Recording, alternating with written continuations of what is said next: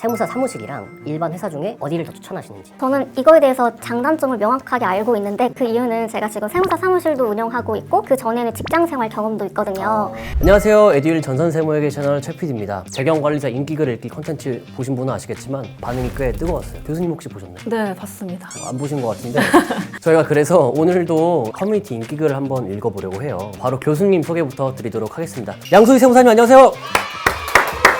안녕하세요. 저는 에듀윌에서 회계관리 1급 강의하고 있고요. 세무사 양소희라고 합니다. 제가 아는 한 최대한 구체적으로 말씀드려보도록 할게요. 그래서 오늘 주제가 비전공자가 회계팀을 좀 취업하는 현실적인 방법 이런 건데요. 교수님이 아시는 대로 정보를 주신다고 생각하고 얘기해 주시면 좋을 것 같습니다. 네, 알겠습니다. 네, 첫 번째 질문입니다. 급수가 높은 자격증을 무조건 먼저 취득하는 게 좋나요? 라는 질문인데요. 재경관리사가 좀 더 급수가 높잖아요. 회계 1급이랑 세무 2급 따기 전에 재경관리사 먼저 준비해도 되나? 급수가 높은 것을 바로 딸 수만 있으면 그게 제일 좋겠죠. 그런데 아무래도 전공자가 아닌 분들은 그게 실질적으로는 많이 어려우세요. 그래서 급수가 낮은 것부터 천천히 차근차근 취득을 하시는 게 더 유리하다라고 보여지고요. 특히나 회계 2급, 회계 1급, 그리고 세무 1급까지는 한두 달 내에 다 취득이 가능한 자격증이고요. 그리고 난이도가 제일 높다라고 얘기하고 있는 재경관리사도 보통 3개월 정도면 다들 합격을 하시더라고요. 그렇기 때문에 기초부터 차근차근 공부하는 것을 추천드릴게요. 그럼 교수님은 어떤 강의 하고 계세요? 저는 회계관리 1급을 강의를 하고 있는데요. 이 급수의 제일 좋은 점은 난이도가 중간 정도입니다. 그래서 너무 낮지도 않고 너무 높지도 않은 그런 난이도이기 때문에 처음으로 진입하시는 분들도 부담 없이 취득할 수 있는 자격증이고요. 보통은 한 달 정도면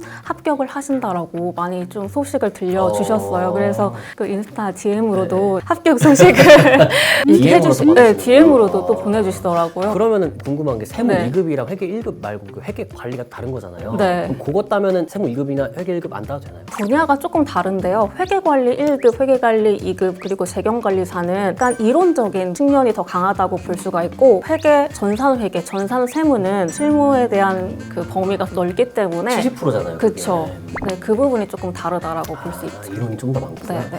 실제 회계 분야 이제 채용할 때 있잖아요. 그 전공자들을 많이 우대하는지. 일단은 결과적으로 회사에서 제일 선호하는 인재는 바로 최대한 빠르게 실무에 투입할 수 있는 그런 인재거든요. 뭐 물론 전공을 했으면 더 좋겠지만 가장 중요하게 여기는 것이 실무 직무와 관련된 자격증이 있는지 실무 경험이 있는지 이게 가장 최우선이라고 보시면 돼요. 전공이 아닌 분들도 자격증, 경험 이런 것들로 다 보완이 가능하고 오히려 그게 더 중요하다라고 보여집니다. 교수님 세무사 사무소 하신다고 하셨죠? 네. 그러면은 뭐 에듀윌에 합격하고 거기 지원하면은 뭐 이렇게 좀 받아주시나요?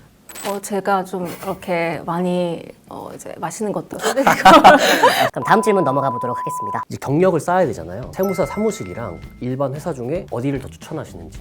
일단 저는 이거에 대해서 장단점을 명확하게 알고 있는데 그 이유는 제가 지금 세무사 사무실도 운영하고 있고 그 전에는 직장 생활 경험도 있거든요. 세무사 사무실의 장점이라고 하면 가장 큰 게 전문성이다라는 거거든요. 여러 가지 업종에 재무제표도 작성해보고 실제로 신고서도 작성하면서 회계와 세무의 전문가가 되는 그러한 실무 경험을 굉장히 많이 쌓을 수가 있어요. 그렇게 전문성이 있는 만큼 나이 들어서까지 꾸준히 오랫동안 일할 수 있다라는 장점이 있겠죠. 단점이라고 했을 때는 그 업무 강도가 있다. 신고 시즌에서는 경우에 따라서는 야근도 해야 되고 약간 어려운 점이 있다라고 보여집니다. 그럼 일반 회사는 일반 회사는요, 세무사 사무실에 비해서는 조금 더 워라밸을 챙길 수가 있어요. 평균적으로는 업무 강도가 살짝 좀 더 낮다? 평균 보수도 세무사 사무실보다는 조금 나은 경우가 대체적으로 많아요. 그런 점이 좀 장점이다라고 보여지죠. 세무사 사무실은 정리하면 야근이 좀 있지만 전문성은 좀 많이 좋아질 수 있다. 근데 일반 회사는 전문성은 좀 약해도 워라밸이 좀 보장이 된다. 들어가기는 어디가 더 힘들어요? 중소기업인지 대기업인지 이런 것들에 따라서도 많이 달라지겠고요. 그런데 일반적으로는 우리 세무사 사무실은 불필요한 그런 자격을 요구하진 않거든요. 토익이라든지 뭐 불필요한 거, 직무에 관련된 그런 것들만 주요적으로 보기 때문에 또 이제 채용에서 중요한 게 어떤 실무를 다룰 수 있는 능력인데요.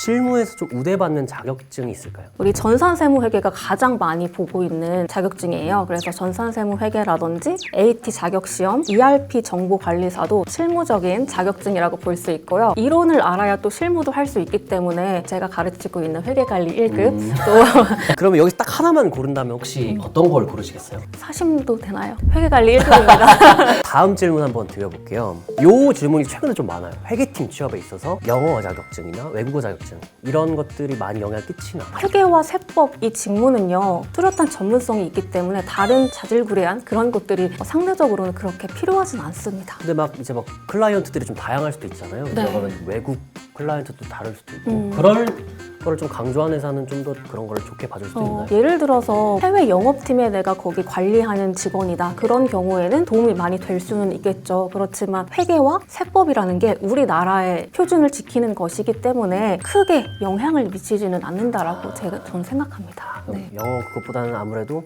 전문성. 그렇죠. 네, 여기까지 비전 공자가 회계팀 취업하기 위해서 어떻게 해야 되나 좀 얘기를 해봤는데요. 교수님 오늘 어떠셨어요? 피디님 만나 뵙게 돼서 너무 마음이 없는 네, 얘기를 하려고 하시니까 편하죠. 네, 오늘 피디님과 함께해서 굉장히 즐거운 시간이었고요. 요즘에 취업 시장이 굉장히 어렵잖아요. 맞아요. 그래서 많이들 고생도 하시는데요. 회계, 세법 이러한 직무는 자격증이 굉장히 중요하다라는 거 꼭 기억하면서 차근차근 기초부터 취득해서 최대한 빨리 실무 경험을 쌓으시는 게 가장 최고의 방법이다라고 말씀드리고 싶어요. 네, 여러분들 제가 응원하겠습니다. 그럼 오늘 영상은 여기까지고요. 다음에 더 좋은 재밌는 컨텐츠로 찾아뵙도록 하겠습니다. 감사합니다. 감사합니다.